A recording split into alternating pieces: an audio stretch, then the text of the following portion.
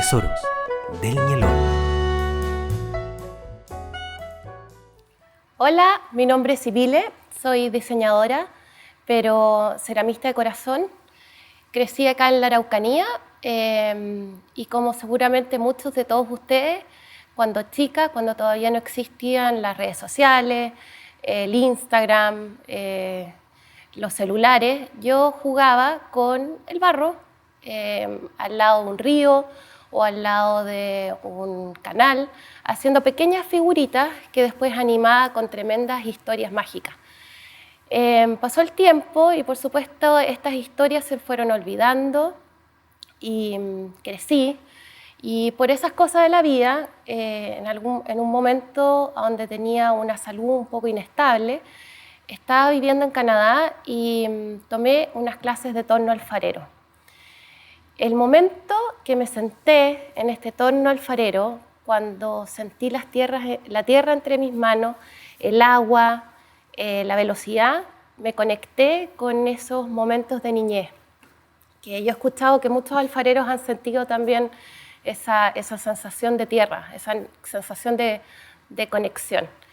Y hubo un antes y un después, yo creo, de ese momento. No sé si la arcilla me volvió a encontrar a mí o yo conecté con ella nuevamente, pero sí supe que era algo para toda la vida.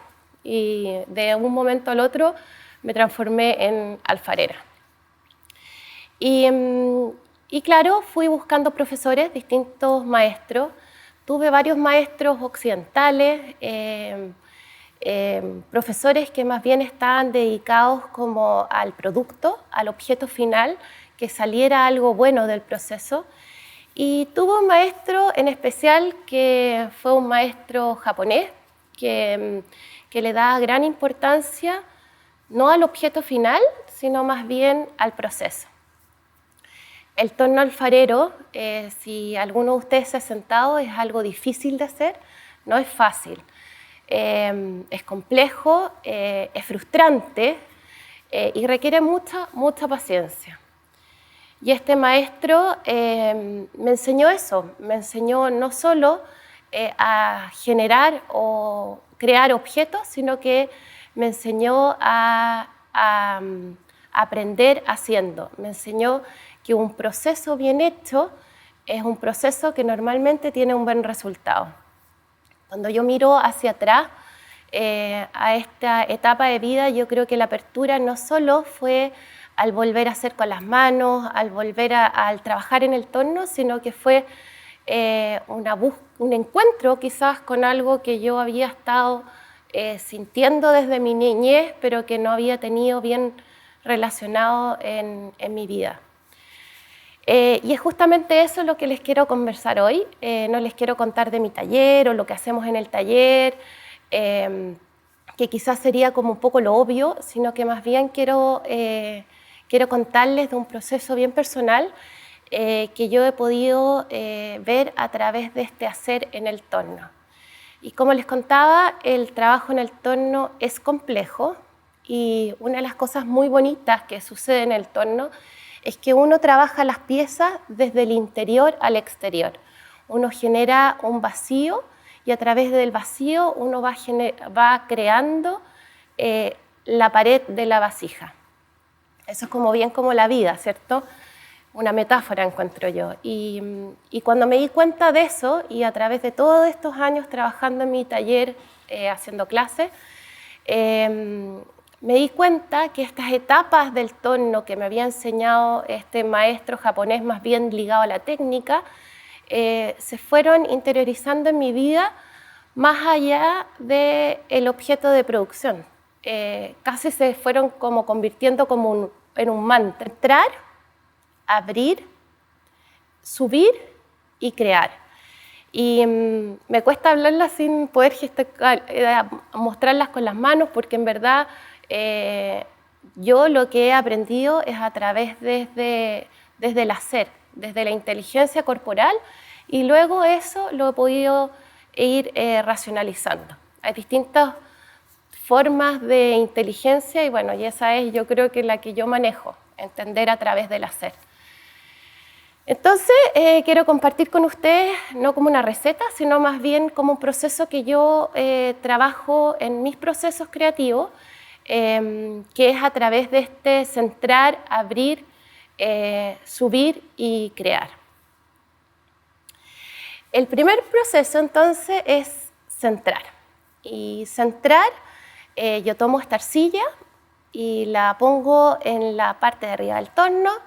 Y la arcilla, por supuesto, tiene voluntad propia, yo tengo mi voluntad y tenemos que encontrar un equilibrio entre las dos. Esto a través del agua, la fuerza centrífuga que tira, ¿cierto?, todo hacia afuera, y yo trato a través del cuerpo de volver esta arcilla hacia el centro. Es complejo, yo creo que es la etapa más difícil de las del torno. Si yo no logro centrar, obviamente no voy a lograr crear. Mi maestro japonés en su momento me tuvo, yo creo que un mes o quizás mucho tiempo centrando solamente, dominando la paciencia. Y aquí es donde quisiera hacer como este paralelo con la vida y con los procesos creativos en general, de lo difícil que es centrar, lo difícil que es centrarse hoy en día en este mundo donde todo es rápido, todo gira, todo pasan millones de cosas, y lo difícil que es, ¿cierto?, llegar al centro.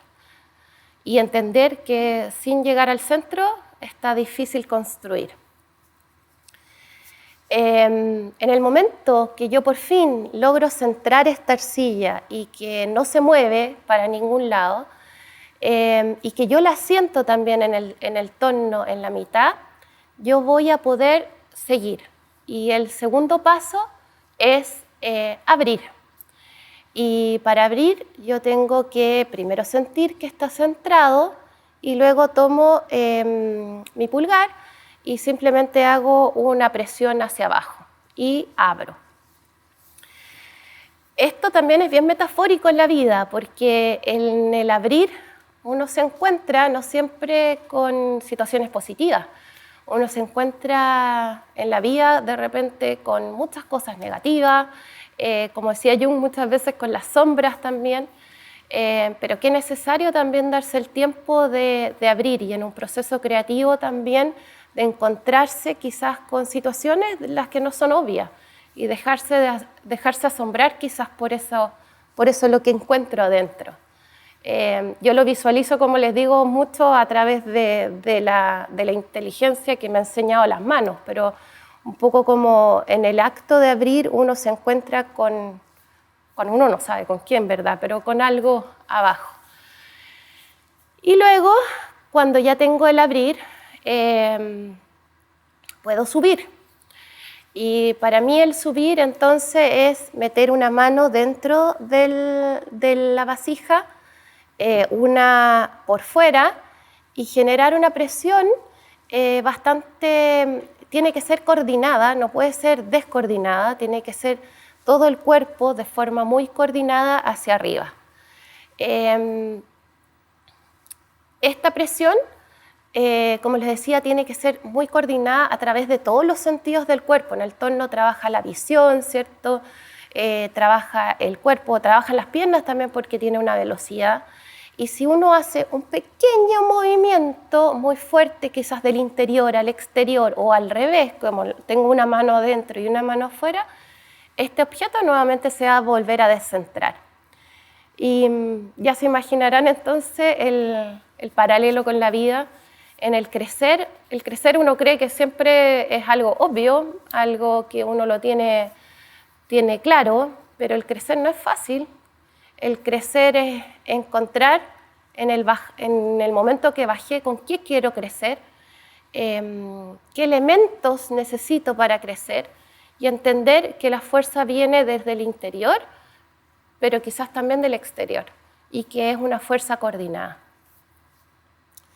Teniendo estas tres etapas, un cilindro bien armado, como me decía mi profesor maestro japonés, teniendo este cilindro muy bien armado, viene la etapa del poder crear. Es difícil crear sin tener este cilindro armado en el torno. porque obviamente se descentra y no tengo la libertad para poder armar o pensar en otras imágenes o figuras distintas. Y en el crear, a través de este proceso anterior, yo tengo libertad. Para mí el crear es libertad. Es poder generar una presión del interior y del exterior, poder cambiar la forma, poder jugar. El crear para mí tiene mucho que ver con jugar, con probar, con innovar también. Y también lo puedo sacar del torno y puedo seguir jugando desde afuera del torno. En este proceso no es lineal. Yo lo conté como de forma muy lineal, pero no es lineal. Este proceso puede tener muchos errores. Me puedo haber descentrado, puedo haber hecho una presión mala, pero el error nunca es algo malo, porque aprendí a través del error. Seguramente la próxima vez lo voy a hacer de mejor forma o aprendí alguna textura o alguna sensación que quizás no la hubiese tenido sin el error. Y bueno, ahí habiéndoles contado un poco de cómo trabajo en general hoy en día mis procesos creativos a través de esta visualización que tuve cuando aprendí el torno, creo que es importante que nosotros tengamos claro que la creatividad es algo que se trabaja. La creatividad es algo que necesita técnica, necesita que la cultivemos. Yo la cultivo a través de este proceso, del centrar, abrir, subir y crear. Quizás otros la cultivan de otra forma, pero es necesario hoy día creatividad y es necesario que la cultivemos. Y por otro lado, terminar con una invitación. La invitación, por supuesto, a todos los que puedan de volver al goce de la manualidad, volver a entender que dentro de estos procesos quizás más bien ancestrales del hacer hay muchos lenguajes que tenemos que son ocultos y que nos pueden apoyar en nuestra vida cotidiana. Volver a entender que también un objeto hecho a mano de repente es un objeto con una textura distinta, un grosor distinto, una sensación distinta, pero claro, mucho más humano del normal industrial donde vamos al supermercado y lo llegamos a comprar. Así que eso, la invitación es al volver a hacer con las manos y al disfrute de lo mismo.